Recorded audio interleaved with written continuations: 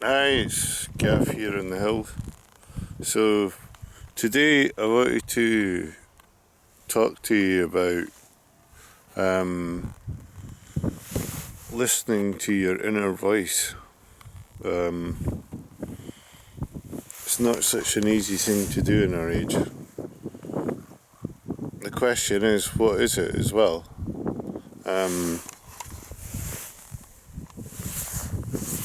I would say it's like a type of thinking. It comes from your higher self. So it's connected to what you need as a person. And it's also connected to these higher beings. So one of the things that I've noticed that stops, I wanted to look at the things that stops you from connecting with it. And the main thing is that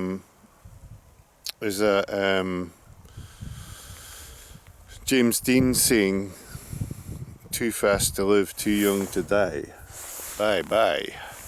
So yeah, so this kind of inner peace quality. That's one of the things that stops it. The other thing is I've noticed in myself is that lack of self-value, lack of self-esteem, and you kind of have a tendency to value more what other people are saying, particularly if they're talking from a place of authority, than your own inner voice. And that's one of the things to watch and to let go of. And I think that comes from the thrill. As you know, we're all kind of sensationalist seekers in this age. We're all looking for the next buzz, the next sensation to take us away from our true self. And it's that kind of thrill quality that comes from having somebody else's ideas than your own. But the thing is, a lot of these inner voice ideas are not really yours anyway. They're kind of from a higher source, but they kind of seem so practical and personal that you take them on as being yours. They're not actually. So the other thing that stops you from connecting with your inner voice is one of the other things I notice is being too connected with some old belief system, and it kind of stops you from actually listening to that new one that's coming through. So it's just a matter of kind of listening to it and being with it and then letting it work in.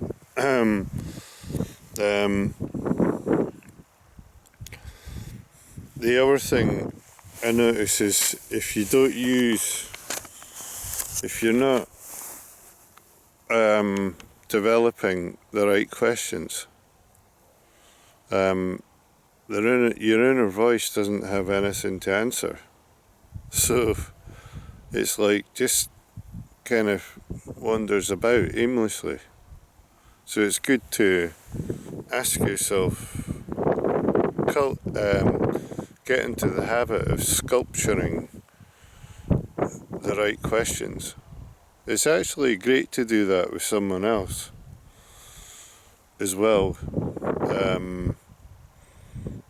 getting that kind of feedback. You can do it through journal work and that.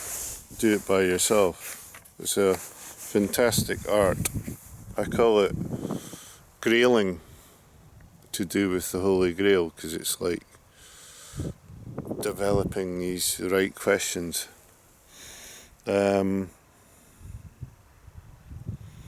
the other thing that I've got down here is like, if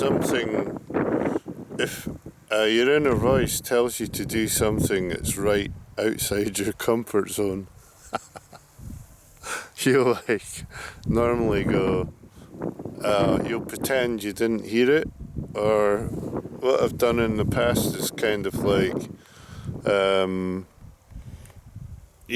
like not really listened properly to it and gone, oh, it's not that, it's something else, like turned it into something else that it's telling you because it's not convenient. So that's a good one to be aware of as well. Like, it might be outside your comfort zone. Normally it is, actually. Yeah, the other thing I've got down is like, if you if you got caught up in someone else's belief system, like a book or something, and it stops you from connecting with your own idea of what you need in that moment to be working on, to be working through, then that'll stop you from actually hearing the actual answer that's coming from your inner voice. Yeah, so these are the 5 things.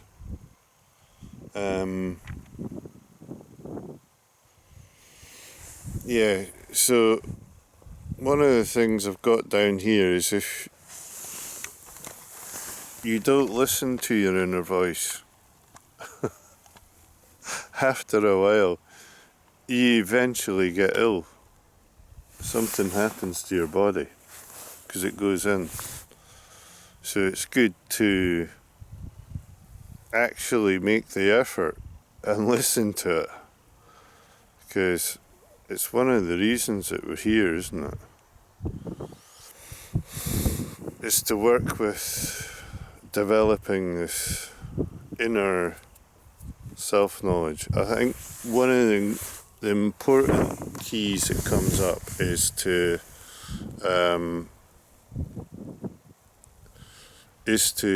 know yourself. So work on that question of who am I, and work into the self-knowledge, and through that it makes it easier to listen to your inner voice. So yeah, I'll